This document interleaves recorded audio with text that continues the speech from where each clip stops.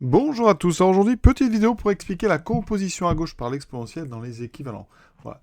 Autrement dit, si on a un équivalent en plus infini à Vn, est-ce qu'on peut en déduire que l'exponentielle de un est équivalent à l'exponentielle de Vn? Alors la réponse, c'est non.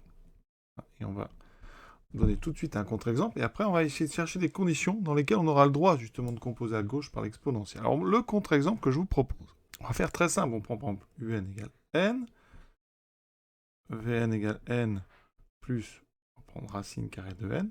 Effectivement, on a bien un un qui est équivalent plus l'infini à Vn. Pour ça, vous pouvez facilement regarder la division, n sur n plus racine de n. Eh bien, ça tend bien vers 1. Par contre, eh bien, si on regarde l'exponentielle de un, ça fait exponentielle de n. Exponentielle de Vn, c'est donc exponentielle de n plus racine carrée de n. Et si je fais le quotient exponentielle de n sur exponentielle de Vn, mais regardez, hein, il se passe quelque chose parce que en bas, on a n, donc plus racine de n, il me reste exponentielle de, donc en haut, moins racine carrée de n, hein, qui ne tend pas, bien sûr, vers 1, puisque ça tend vers 0, quand n tend vers plus infini. Donc, exponentielle de un n'est pas équivalent plus l'infini à exponentielle de Vn. Donc, vous voyez, un exemple qui montre que ça ne marche pas.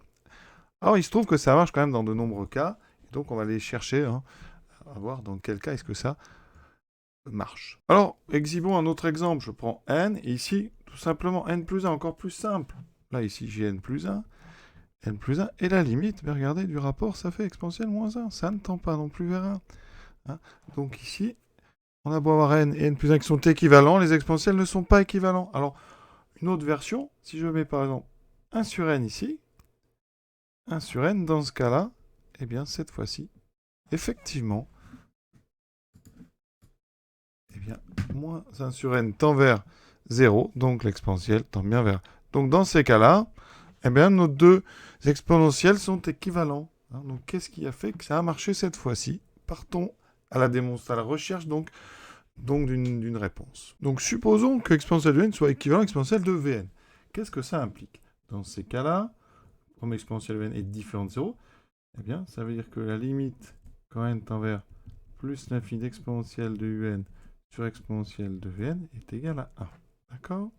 Alors, autrement dit, hein, on veut l'écrire, eh bien, ça veut dire que exponentielle de un moins Vn, hein, eh bien, tend vers 1.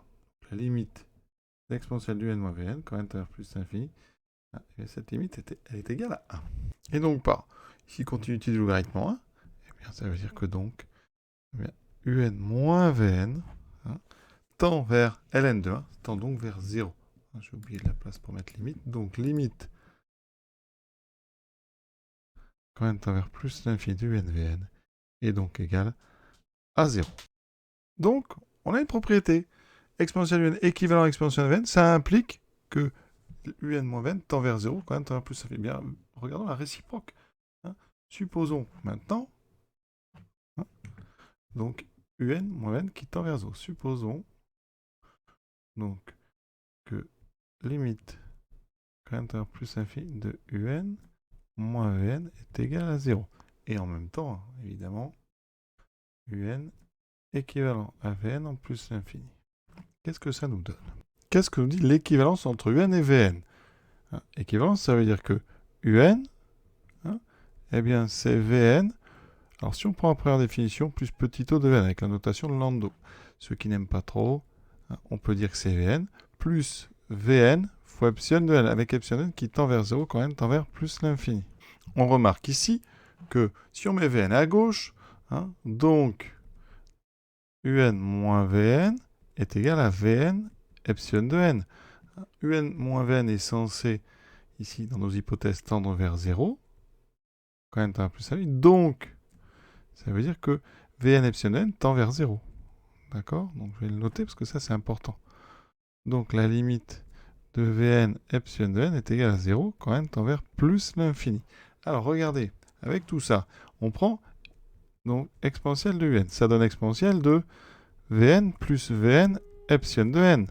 C'est un exponentiel d'une somme, donc ça fait exponentielle de Vn fois exponentielle de Vn epsilon de n. là, on peut diviser, il n'y a pas de problème, puisqu'un exponentiel est toujours positif strictement. Donc, exponentielle de n sur exponentielle de Vn, d'après ça, ça me donne exponentielle de Vn epsilon de n. Or, je viens de vous dire qu'avec la condition un moins Vn tend vers 0, cette chose-là donc, tend vers 0, donc notre exponentielle eh bien, tend vers exponentielle 0, donc ceci tend vers 1, quand n tend vers plus l'infini.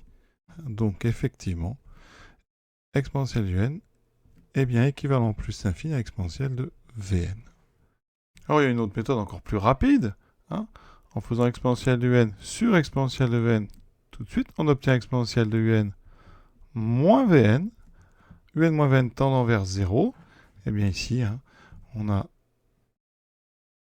tend vers exponentielle 0 qui est égal à 1. Oui, ça va beaucoup plus vite. Hein. Alors là, je voulais juste vous rappeler un petit peu les définitions sur les epsilon, pour au fur et à mesure de les appliquer, comme ça, elles commencent à avoir du sens, en tout cas, j'espère.